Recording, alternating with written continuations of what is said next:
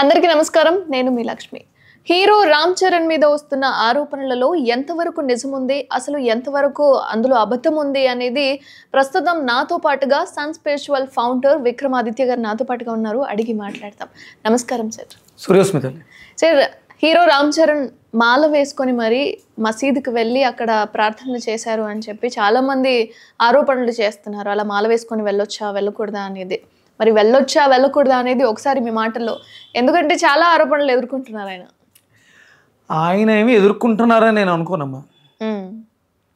ఆయన వెళ్ళొచ్చిన తర్వాత ఆ వీడియో ఎవరో యూట్యూబ్లో పెట్టడం జరిగింది. అది చూసిన తర్వాత మనం దీని గురించి ఆరోపిస్తున్నాం. అది డిస్కషన్స్, చర్చలు విపరీతంగా ఇది తప్ప రైటా. ఒకటి ఏంటి అంటే ఇంతకు పూర్వం, ఇది జరగడానికి పూర్వం అక్కడ దర్గాకి వెళ్ళిన వాళ్ళు చాలామంది ఉన్నారు. అప్పుడు కూడా ఇలాంటివి జరగలేదు. ఇక్కడ మాల వేసుకుని వెళ్ళటం అంటే ఇది క్రోధినామ సంవత్సరం అయి ఉండొచ్చు. ఒకటి ప్రధానంగా విపరీతమైనటువంటి క్రోధానికి సంబంధించిన ప్రతికూలతలు ఎక్కువ చాలామంది ఎదుర్కొంటూ ఉన్నారు. ఇప్పుడు మనం చేస్తున్నప్పుడు మీరు అడిగిన ప్రశ్నకి దీనికి ఎంత కామెంట్లు కొందరు రావచ్చు, నా మీద రావచ్చు, మీ మీద రావచ్చు. అవి ఎక్కువ జరుగుతున్నాయి. ఇది కాలమాన పరిస్థితుల ప్రకారం క్రోధినామ సంవత్సరం యొక్క ప్రతికూల పరిణామంగా తీసుకోండి. ఫస్ట్ ఇప్పుడు మీరు ఎందుకు వెళ్ళారో అని ఆయన అడిగినప్పుడు, రాబోతున్నటువంటి గేమ్ చేంజర్ సినిమా విజయం కోసం రెహమాన్ గారు వెళ్ళమన్నారు, వెళ్ళాను అనే దాని గురించి ప్రధానంగా వెళ్తుంది. ఆయన రామ్ చరణ్ గారు వెళ్తే తప్పలేదు. మాల వేసుకుని వెళ్ళడం వల్ల అయ్యప్ప స్వామి కూడా అక్కడికి వెళ్ళాడు కాబట్టి ఇది ఇబ్బంది అవుతుంది.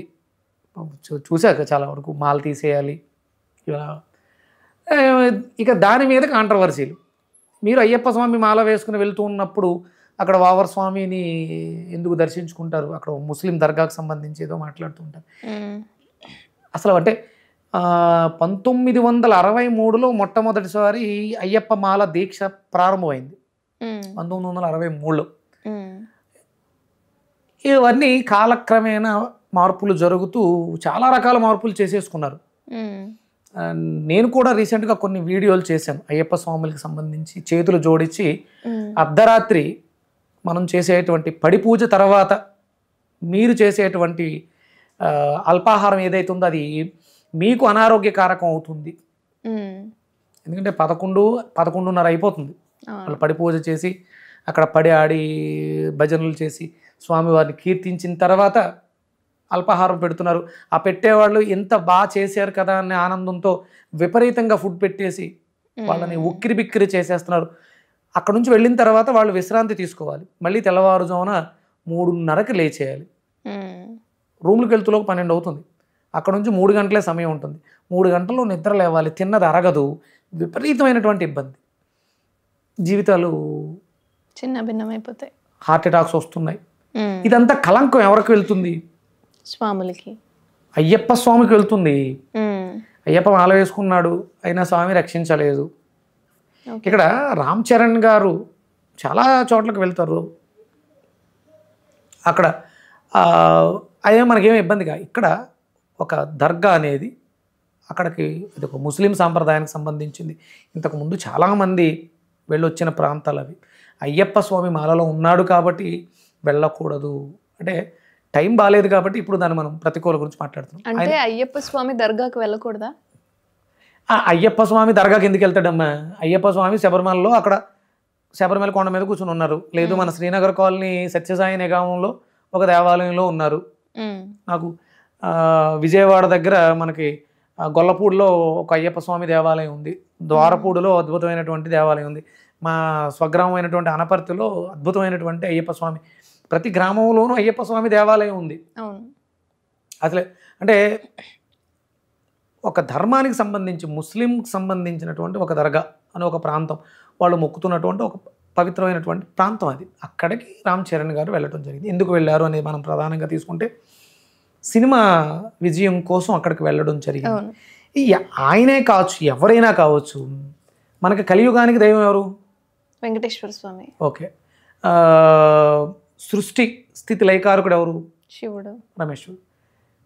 శక్తికి మూలం ఎవరు? అమ్మవారు. అంటే ఎటు వెళ్తున్నాం మనం? ఇప్పుడు మొన్న ఎప్పుడో ఇక్కడ బాల ఉగ్ర నరసింహ ఏదో వెలిచారు స్వయంభూగా ఎవరో చెప్పితే, కోదాడ ఎర్రరమ ఎర్రవరం ఎర్రారం. అంటే మనం ఎటు వెళ్తున్నాం, ఎటు ఆలోచిస్తున్నాం? అంటే యాదగిరిగుట్లో ఉన్నటువంటి లక్ష్మీ నరసింహస్వామి అనుగ్రహించాడు, ఎర్రవరంలో ఉన్నటువంటి బాల ఉగ్ర నరసింహ అనుగ్రహిస్తాడు. తండోపతండాలు అక్కడికి వెళ్ళిపోయారు. అంటే ఇప్పుడు వెంకటేశ్వర స్వాముల మహత్యం లేదా? అక్కడికి వెళ్ళి మొక్కుకుంటే సినిమా అంటే పక్కన పెడతాం. అంటే దేవుడికి మొక్కుకుంటే సినిమా హిట్ అవుద్ది, మొక్కకపోతే హిట్ అవ్వదా? అదొక నమ్మకం.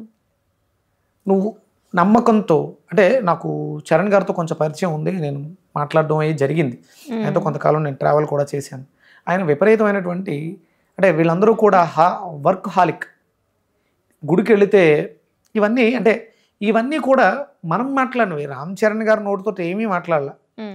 ఆ తర్వాత మనం మాట్లాడుతున్న మాటలకి ఉపాసన గారికి కామెంట్ పెట్టడం కూడా జరిగింది.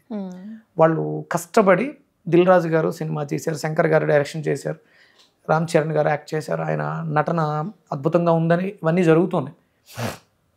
కిట్టని వాళ్ళు దీన్ని ప్రచారం కింద మార్చి ఉండొచ్చేమో. ఒకటి, మనం వృత్తిని దైవంగా చేసుకున్నప్పుడు ఎక్కడికి వెళ్ళాల్సిన అవసరం లేదు. దేవాలయాలకి వెళ్ళక్కర్లేదా అంటే వెళ్ళాలి. మన సాంప్రదాయాన్ని, మన సనాతన సాంప్రదాయం, స్వయంభూ దేవాలయాలు, హిందూ ధర్మం, ఇది ధర్మం, ఇది కర్మభూమి. ఈ కర్మలన్నీ చెయ్యాలి. ఇది ఇలా జరగాలని రాసిపెట్టుంది. ఇది క్రోధినామ సంవత్సరం కాబట్టి ఇలా చెడుగా ఆయనది వృషభ రాశి, రోహిణి నక్షత్రం అనుకుంటాను. అంటే గురుడు వక్రించున్నాడు కదా. గురువులు అంటే మాల వేసుకున్న వాళ్ళని గురుస్వాములుగా పిలుస్తుంటాం కాబట్టి వక్రించిన గురువు వాక్ రూపంలో ద్వితీయ స్థానంలో వక్రించినటువంటి గురువు జరుగుతున్నటువంటి పరిణామాలని మార్చాలని ప్రయత్నం చేస్తున్నాడేమో. అంటే ఇది ఆయన ఒక్కడికే కాదు, ఆయన సమిదయ్యారు. రాముల వారు రావణాసురుడితో యుద్ధం చేయాల్సి వచ్చింది. ఎందుకు? లోక కళ్యాణార్థం. లేకపోతే సీతాదేవిని ఎత్తుకెళ్ళడం జరిగింది, ఆయన చంపలేరా, సంహారం చేయలేరా? అక్కడ మన కోసం ఆదిత్య హృదయం అగత్స్యుడితో ఇవ్వబడింది. బ్రాహ్మణ హత్య చేశాను కాబట్టి ఆయన మీకు రామేశ్వరంలో దేవాలయాలు నిర్మించడం, శివ ప్రతిష్ఠ చేయడం అన్ని ఇవన్నీ లోక కళ్యాణం. ఇది కూడా ఒక లోక కళ్యాణార్థం జరిగిందేమో. ఎవరైతే సినిమా హీరోలు ఉన్నారో వాళ్ళు గుర్తుపెట్టుకోండి, శ్రమించండి. సినిమా మీరు పడిన శ్రమకి హిట్ అవుతుంది, ప్రేక్షకుడు మెచ్చితే సినిమా హిట్ అవుతుంది. దర్గాలకు వెళితేనో దేవాలయాలకు వెళితేనో హిట్ అవ్వదు అని చెప్పడం కోసమేమో. వెళ్ళాల్సిన అవసరం లేదమ్మా. అంటే ఆయన హిందూ ధర్మంలో ఉన్నారు. సర్వమత సమ్మేళనం హిందువులకే ఉంది తప్ప మిగతా వాళ్ళకి లేరు. మిగతా వాళ్ళు ఎవరూ కూడా రావట్లేదు, వాళ్ళ గురించి మాట్లాడట్లేదు. అంటే వేరే భాషల్లోంచి హీరోలు కూడా దేవాలయాలకు వెళ్తూ ఉంటారు. దీన్ని ప్రచారం చేయాల్సినటువంటి అవసరం లేదు. ఒకటి, ప్రచారానికి ఇప్పుడు ఆయన సమిదయ్యాడు. ఇక మనం దృష్టిలో పెట్టుకుని మన సంస్కృతి సాంప్రదాయం ధర్మం ఏదైతే చెప్తుందో దాన్ని అనుసరించాలి. ఇవన్నీ కూడా మన ధర్మంలో వేదభూమి, మనది భారతదేశం వేదభూమి, వీటిలో లేవు. కాబట్టి ఇలాంటి పోకడలు ఆరోగ్యకరం కాదు. దీన్ని ఆలంబనగా తీసుకుని, అంటే రామ్ చరణ్ గారు అంతటి వారే దర్గాకు వస్తున్నారు, మీరు కూడా రావచ్చు కదా. వెళ్ళిన తర్వాత బలహీనంగా ఆయన ఏం బలహీనుడు కాదు. మీరు మతం మారిపోయింది, మీరు అంటే ఇప్పుడు రెహమాన్ గారు మతం మారినట్టు రామ్ చరణ్ గారు మతం మారుతారు అని నేను అనుకోను. ఎందుకంటే ఆయన చాలా నాలెడ్జబుల్ పర్సన్. ఆయనతో నేను మాట్లాడాను. ఆయన అద్భుతమైనటువంటి నాలెడ్జ్ ఉంది, అద్భుతమైనటువంటి, అంటే ఏదో సంవత్సరానికి ఒకసారి కార్తీక మాసంలో మాల వేసుకోరు ఆయన. సంవత్సరంలో 2-3 సార్లు మాల వేసుకోవడం నేను చూశాను ఆయన. ఆయన విపరీతమైనటువంటి భక్తి ప్రపత్తులతో టైం దొరికింది. ఒక 11 రోజులు దీక్ష చేసేస్తారు. 48 రోజులు దీక్ష కాకుండా 11 రోజులు దీక్ష చేస్తారు. 20 అంటే టైం దొరికినప్పుడల్లా ఆ సమయాన్ని దానికి ఆయన కేటాయించేస్తూ ఉంటారు. సంవత్సరానికి ఒకసారి మాల వేసుకుని ఏదో ఇదిగా ఉండడం కాదు. అంటే భారతదేశ సాంప్రదాయంలో సనాతన సాంప్రదాయం హిందూ ధర్మాన్ని అనుసరిస్తూ చాలా రకాల పోకడలు జరుగుతూ ఉన్నాయి. అవన్నీ చెయ్యొద్దు, చేయకూడదు. మీరు కూడా పునరాలోచన చెయ్యండి. మీరు చేస్తున్నది మీరు అంటే ఒక వ్యక్తి స్వాతంత్రం. ఎక్కడికైనా వెళ్ళాలి, వెళ్ళకూడదు మనమెవరూ నిర్దేశించడానికి. భారతదేశం వాక్ స్వాతంత్రం కలిగినటువంటి దేశం కదా. నువ్వెవడు దర్గాకి వెళ్ళొద్దని చెప్పడానికి, నువ్వెవడు చర్చిలకు వెళ్ళొద్దని చెప్పడానికి, నువ్వెవడు దేవాలయానికి రావద్దని చెప్పడానికి. ఇవన్నిటిని పునఃపరిశీలన చేసుకోవాలి మనం అందరం కూడా.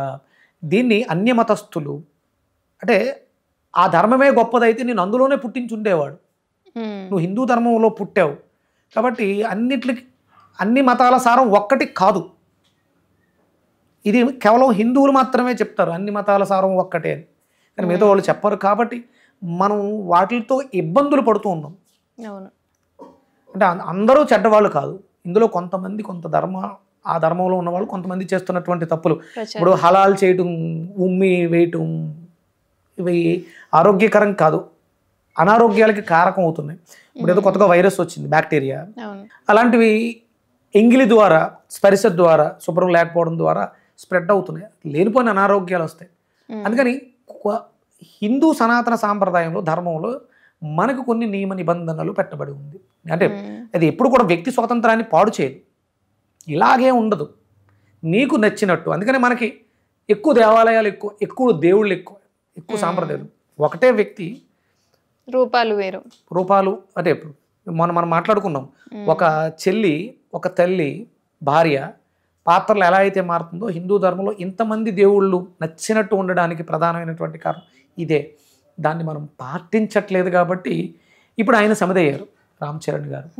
పునఃపరిశీలన చేసుకోవాలి. మేము క్రిస్టియానిటీని గౌరవిస్తాం, అందుకని క్రిస్మస్ సెలబ్రేట్ చేస్తాం, నేను ముస్లింని గౌరవిస్తాను కాబట్టి నమాజు చేస్తాను అంటే మరి ఆ మతస్థులు, ఆ వాళ్ళు మన హిందూ ధర్మాన్ని కూడా పాటిస్తున్నారా? మీరు క్రిస్టియన్స్కి ప్రసాదిస్తే తీసుకోరు, మనం వాళ్ళు ఇస్తే కేకులు ఇస్తే తీసుకుంటాం, ఏ చిన్న తీసుకుంటాం, మనకు అది లేదు. కానీ అది లేదు కాబట్టి మనం అంటే చాలామంది వెళ్తూ ఉంటారు కదా, ఈయన ఒక పేరు ప్రఖ్యాతులు కలిగిన వ్యక్తి, ఇలాంటి వాళ్ళని అడ్డు పెట్టుకుంటే, అంటే నేను వాళ్ళ ధర్మం గురించి చెప్తున్నాను, ఆయన వెళ్ళకపోతే ఆ మసీదుకి ఫేమస్ అవ్వదా? కొంతమంది ప్రముఖులను మాత్రమే చెప్తున్నారు ఎందుకు? ఇది ప్రచారం. దీనివల్ల ఇంకొంచెం ఎక్కువ మందిని ఆకర్షించడం కోసం.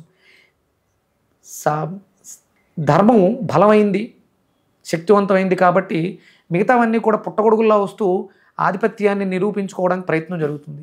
ఏ చెట్టు లేని చోట ఆవదం చెట్టే మహావృక్షం అని వీళ్ళందరూ దాన్ని బలం లేని బలహీనమైనటువంటి ఆచరణ ధర్మాలని బలోపేతం చేయడానికి చేసే ప్రయత్నాలు, పబ్లిసిటీ స్టంట్స్, ఇవి మనం ఇప్పుడు మనమే ఆయన్ని వ్యతిరేకిస్తుంటే రామ్ చరణ్ అభిమాన సంఘాలు దాన్ని అవతల వాళ్ళు ఏదో ఒక అభిమాన సంఘానికి అభిమానై ఉంటాడు, వీళ్ళ మధ్య చిచ్చులు వస్తున్నాయి ఇవి.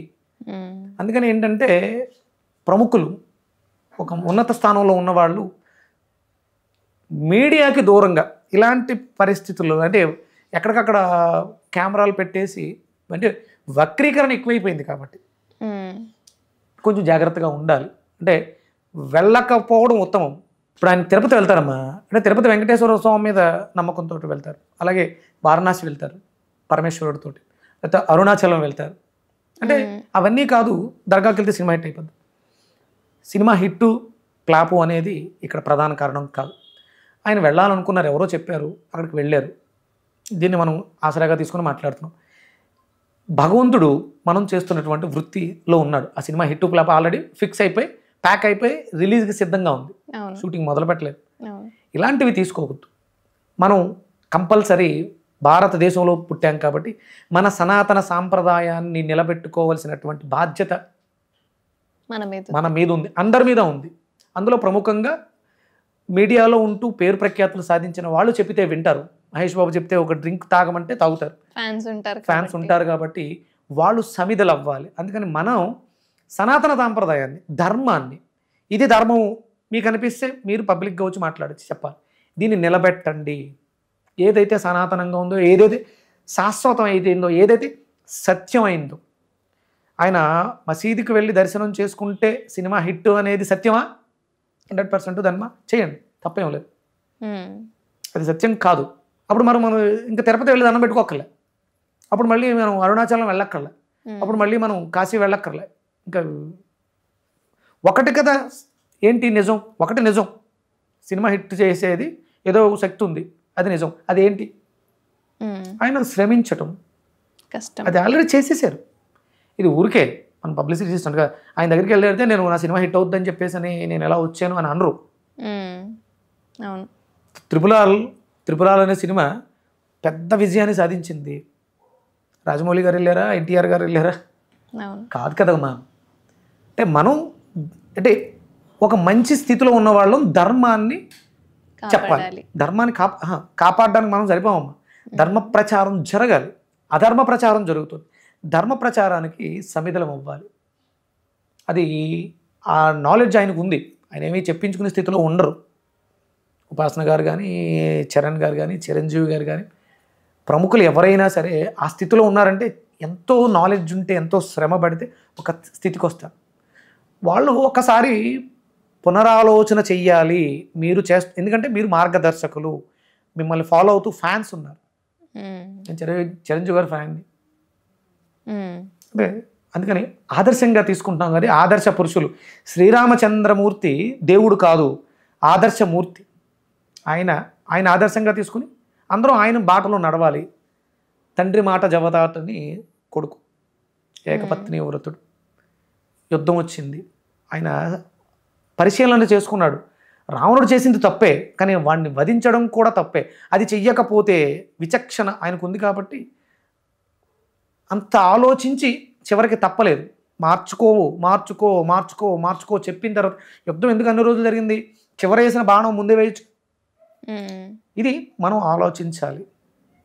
లీడర్స్, నాయకులు, రాజకీయ నాయకులు మాకు అన్నీ ఒకటే కాదు, అన్నీ ఒకటే ఎప్పుడూ కాదు.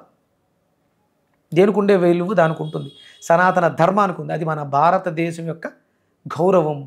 మనమందరం భారతీయులం, సనాతన ధర్మాన్ని అనుసరిస్తున్న వాళ్ళం. కాబట్టి తప్ప అంటే ఒక రకంగా తప్పే, వెళ్ళకూడదు. అప్పుడు మనకు వెంకటేశ్వర స్వామి మీద నమ్మకం లేనట్టే. ప్రొడ్యూసర్ వెంకటేశ్వర స్వామి మాల్లో ఉన్నారు, దిల్ రాజు గారు. ఆయన వెంకటేశ్వర స్వామి నమ్ముతున్నారు. ఆయన నమ్మకం అది. అంటే ఆయన సినిమా హిట్ అవ్వాలని మాలేసుకోలేదు. ఆయన వెంకటేశ్వర స్వామి దేవాలయం కూడా కట్టించారు. వాళ్ళ ఊర్లో నిజామాబాద్లో దేవాలయం ఉంటుంది. అవన్నీ చేస్తూ ఉంటారు. కొంచెం ఆలోచించుకోవాలి. మంచి ఉన్నత స్థితిలో ఉన్నవాళ్ళం ఒకవేళ పొరపాటు చేస్తే మనం ప్రతికూలతలు ఎదుర్కోవాల్సి వస్తుంది. ఇది టైం బాగాలేదేమో, క్రోధినామ సంవత్సరం కాబట్టి ఇలాంటి క్రోధానికి గురవుతున్నారేమో.